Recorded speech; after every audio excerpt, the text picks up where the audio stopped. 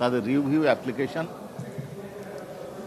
বাতিলের আবেদন জানিয়েছেন এবং বাতিলের আবেদন জানার কারণ হিসাবে যেটা উল্লেখ করেছে সেটা হচ্ছে যে এই আবেদনে জুলাই বিপ্লবকে চ্যালেঞ্জ করা হয়েছে।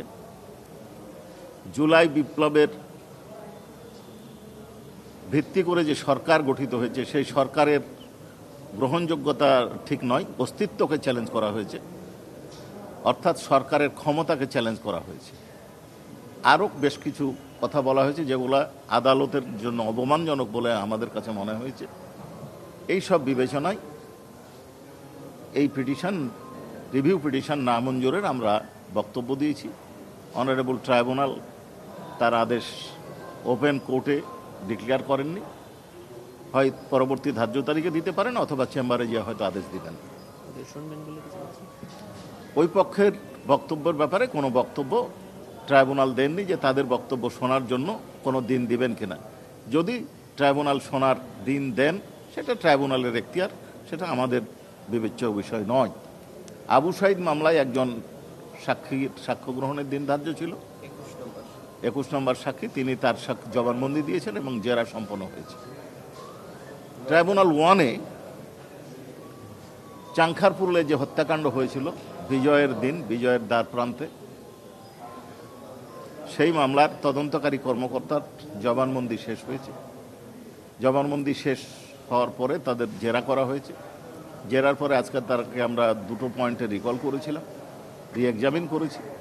তাদের জেরা সম্পন্ন হয়েছে। জেরা সম্পন্ন হওয়ার পরে একটা পিটিশন ডিফেন্সের পক্ষ থেকে দেওয়া হয়েছে, যেটা ফর্মালি দাখিল না হওয়ার কারণে এবং অনারেবল ট্রাইব্যুনালের বাকি 2 জন মেম্বার না থাকার কারণে যিনি সিটিং জাজ উনি শুনানি করতে চাননি।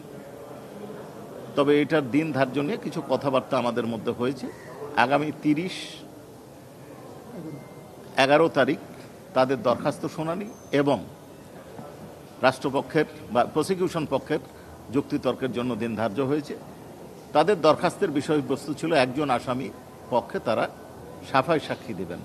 যেহেতু দরখাস্ত ফর্মালি উপস্থাপন করা হয় নাই, তাই সেই দরখাস্তের বিষয়বস্তু সম্পর্কে বা মেরিট সম্পর্কে আমরা আপনাদের সামনে কোনো কিছু বলতে চাচ্ছি না। জি, আপনাদেরকে অসংখ্য ধন্যবাদ।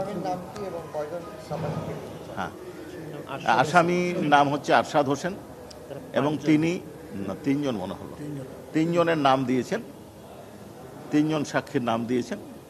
এই হচ্ছে বিষয়। 30 তারিখে তাদের দরখাস্ত শুনানি এবং যুক্তিতর্কের দিন ধার্য হয়েছে। যদি তাদের দরখাস্ত অ্যালাউ হয় তাহলে যুক্তিতর্ক হবে না, পরবর্তীতে ডিডব্লিউর জন্য দিন থাকবে।